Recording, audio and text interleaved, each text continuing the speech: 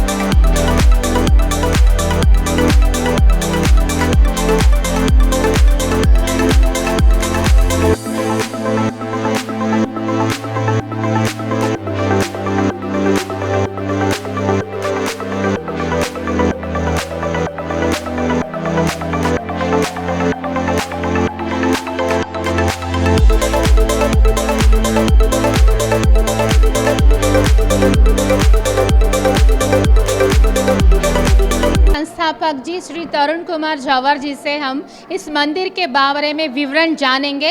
इस मंदिर को बनाने का उद्देश्य क्या है? जय श्री कृष्ण, राधे राधे।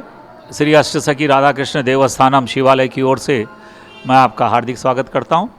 आज से 9 वर्ष पूर्व एक कल्पना सी जागृत हुई थी कि क्यों न अष्टसखी राधा कृष्ण देवस्थानम यहाँ पर बनाया जाए। तो हमने सबसे पहले हैदराबाद में एक खोज की, क्षेत्र की। तो ये अलवाल क्षेत्र में वृंदावन नगर, पुरानी बस्ती है ये वृंदावन नगर, और इसी वृंदावन नगर में ये हमको क्षेत्र पसंद आया और ये क्षेत्र हमने लिए परचेस किया और उसके पश्चात अष्टसखी राधा कृष्ण देवस्थानम की यहाँ पर प्राण प्रतिष्ठा की गई। ये अष्टसखी राधा कृष्ण देवस्थानम में सबसे पहले जो भी दरबार में आता है वह सबसे पहले रिद्धि सिद्धि गणेश के दर्शन करता है। आदि पूज्य विनायक रिद्धि सिद्धि गणेश के पास जो अर्जी लगाता है, ये अर्जी यहाँ से सीधी पहुँचती है अष्टसखी राधा कृष्ण के दरबार में।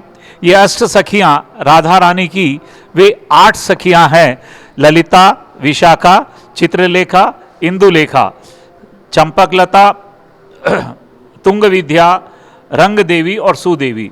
ये 8 सखियों के मध्य में शालिग्राम जी महाराज है, लड्डू गोपाल के रूप में श्री कृष्ण है और लड्डू रानी के रूप में राधा रानी यहाँ पे विराजमान है। यहाँ पर जो शंख है वह काफ़ी प्राचीन शंख है, जिसके दर्शन मात्र से व्यक्ति अपने आप को धन्य पाता है। और ये सबको नाच नचाता फिर भी नज़र नहीं हुआ आता। लेकिन आज आपके सामने ये श्री गोपाल जी है, इन्हें गोपाल जी कहो, कन्हैया कहो, लाला कहो। यहाँ पर जन्माष्टमी का उत्सव बड़े धूमधाम से मनाया जाता है, राधा अष्टमी का उत्सव बड़े धूमधाम से मनाया जाता है। इस अष्टसखी राधा कृष्ण देवस्थानम के पीछे एक ही भावना रही कि यहाँ पर जो भी भक्त आए उनके मन की मुरादें पूर्ण हो जाएं। तो अर्जी हमारी रिद्धि सिद्धि गणेश के पास लगी, वहाँ से वो अर्जी आती है अष्टसखियों के पास। अष्टसखियों में ललिता सखी राधा रानी की प्रिय सखी, राधा रानी से वो अरदास मंजूर करवाती है, कन्हैया उस पर ऑटोग्राफ देते हैं और फिर उसके पश्चात हम आ जाते हैं संजीवनी बजरंगी के पास। यहाँ पर संजीवनी हनुमान जी महाराज हैं। जैसे ही अर्जी मंजूर हो जाती है, संजीवनी हनुमान जी लेकर जाकर उस भक्त की मन की मुराद जो भी रहती है उसे वो पूरी कर देता है। इस प्रकार से पिछले 9 वर्षों से लगातार जो भी भक्त दूर दूर से यहाँ पर आए हैं उनके मन की मुरादी पाए हैं। समय सीमा का बंधन रहता है। यहाँ पर जो भी अर्जी लगती है, यहाँ पर 40 दिन में पूर्ण होने पर भक्त लोग, कोई भगवान की पोशाकें बनाता है, कोई भगवान के लिए छतर बनाता है। जाकी रही भावना जैसी, जिसकी जैसी भावना रहता है, श्रद्धा रहता है, वो उस श्रद्धा और भावना के आधार पर कार्य करता है। आइए हम आपको और ले चलते हैं। ये अष्ट सखियों के 8 स्टेप्स है, हर सखी का एक स्टेप्स। और फिर इस देवस्थानम परिक्रमा मार्ग में हम आते हैं भीतर। ये 16 स्टेप्स है, कन्हैया के 16 श्रृंगार। इसके भीतर अष्ट सखियों का पूरा परिचय है। सावन भादवा में इसमें जल भरा रहता है और उसके पश्चात जल का स्राव बाहर कर दिया जाता है। और उसके बाद में हम परिक्रमा मार्ग में आते हैं तो भगवान कृष्ण के जन्म से लेकर उनकी सारी बाल लीलाओं के चित्रण यहाँ पर किए गए हैं। और अष्टसखी राधा कृष्ण देवस्थानम में विशेष रूप से कन्हैया के 3 भक्तों की यहाँ मूर्तियाँ स्थापित की गई। कन्हैया तेरे 3 दास, मीरा, नरसी, सूरदास। ये सिर्फ 500 साढ़े 500 साल पहले जिनको कि श्री कृष्ण से साक्षात्कार हुआ। नरसिंह मेहता, भक्त शिरोमणि श्री नरसिंह मेहता, ये वही है जिनका की भात कन्हैया राधा रुक्मण ने साथ आकर भरा था।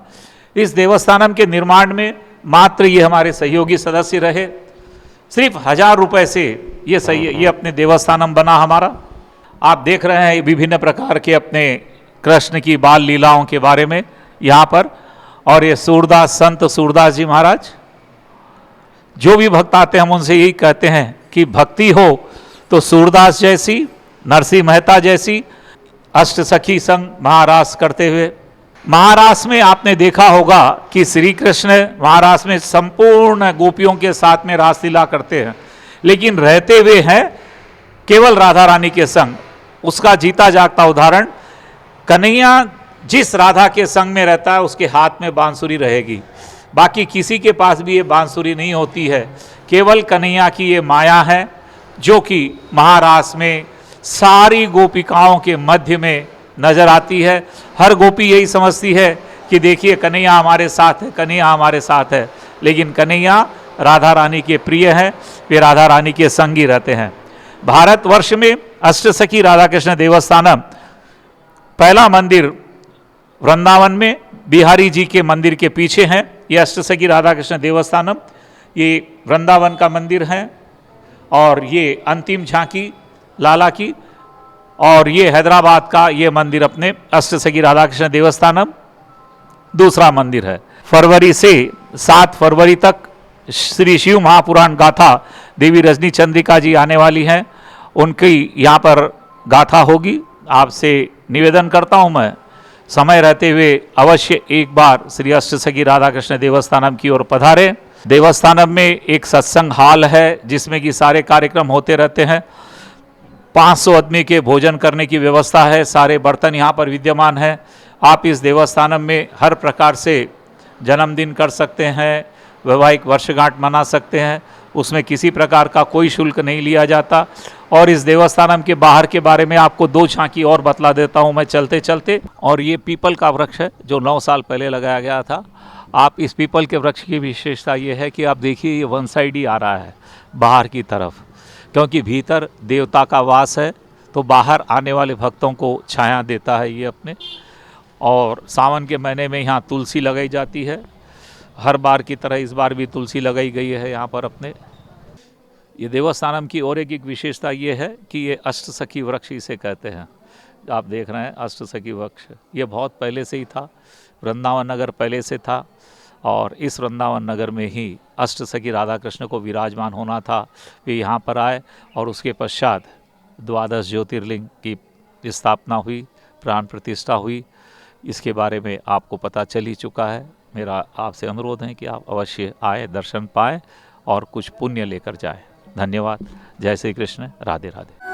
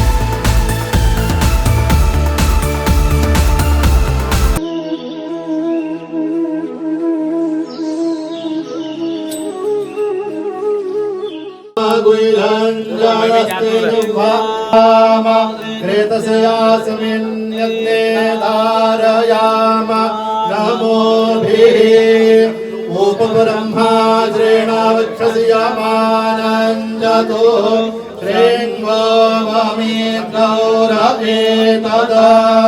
पूर्णादर्पे परापद सुपूर्णा पुनरापद वसने वक्रिकरेणा वह एकमूर्जगोज अतप्रादराहुदेवाहुदेवाजरदा कामये तसोसिया अनृसिदाये उन्देद्रव्यो बहन्ति पूर्णादर्पे परापद सुपूर्णा पुनरापद वसने वक्रिकरेणा वह एकमूर्जगोज तकरतो स्वाहा सत्यनारायण भगवान की।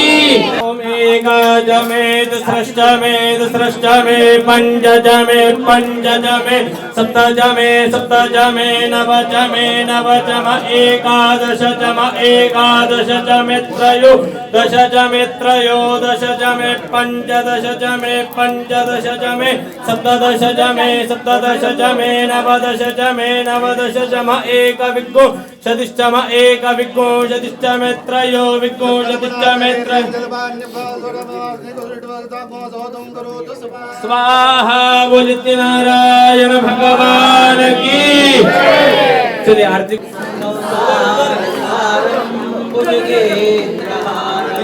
सदा वसन्तं हृदयारविन्दे भवं भवानी सहितं नमामि जय शिव ओंकार प्रभु हर शिव ओंकार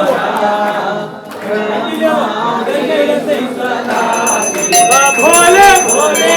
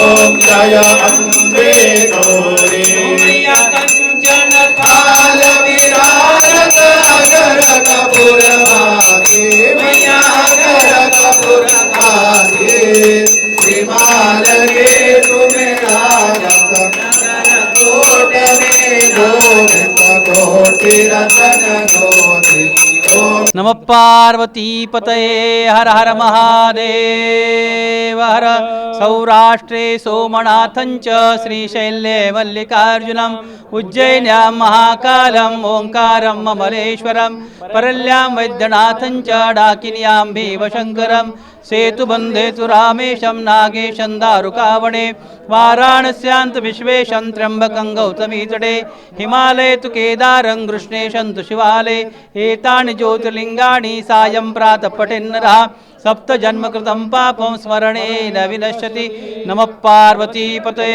हर हर महादेव हर। यह अभी हमने जो श्लोक पढ़ा है वो 12 ज्योतिर्लिंगा का है। अपने भारत देश में 12 ज्योतिर्लिंग आते हैं, सोमनाथ से लेकर कृष्णेश्वर तक 12 ज्योतिर्लिंग आते हैं। अब हम स्मरण करने में खाली 2 मिनट लगे, जाने में कितने साल लगते हैं, जन्म जन्म भी जा सकते हैं, लेकिन भगवान की ऐसी दया है।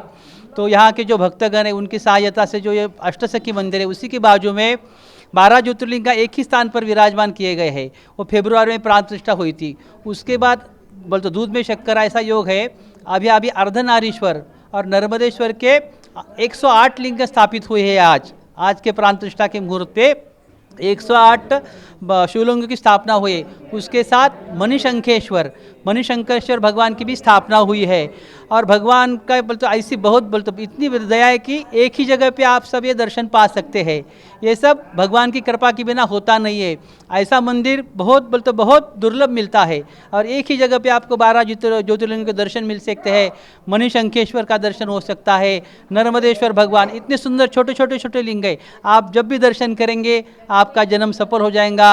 नमः पार्वती पते हर हर महादेव हर। भगवान की जय, शंकर भगवान की जय।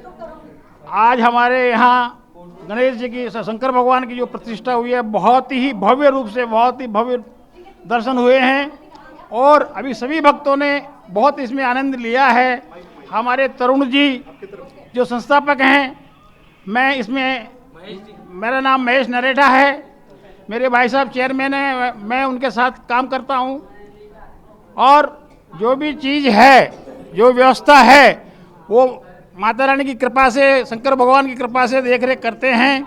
हमारे सभी सहयोगी, हमारे सभी सारथी हमको सहयोग करते हैं और करते रहेंगे और ये मंदिर जो है आगे बढ़ता रहेगा और हम सबसे यही आशा है कि हमारी मंदिर की प्रतिष्ठा बढ़ती रहे और लोग दर्शन करने ज़्यादा से ज़्यादा आएँ। जय हर हर महादेव। दोस्तों, तो आज आपने देखा श्री अष्टसखी राधा कृष्ण देवस्थानम शिवालय में हर भक्त ने अपनी भक्ति भाव से प्रेम के रस में यहाँ पे पूजा की और अपने आप को भगवान को समर्पण किया। आज आपने देखा 108 शिवलिंग की प्राण प्रतिष्ठा की पूजा अर्चना, यहाँ पे नवग्रह भी प्रतिष्ठित है और यहाँ पे श्री गणेश जी, श्री हनुमान जी, श्री माता रानी का मंदिर भी यहाँ पे उपस्थित है। सबसे बेहतर यहाँ पे श्री अष्टसखी राधा कृष्ण का मंदिर, जो किशन जी अपने 8 सखियों के साथ यहाँ पे विराजमान है। तो आइए एक बार इस मंदिर में और श्री कृष्ण के दर्शन लीजिए, अपने आप को भक्ति में रंग में रंगिए।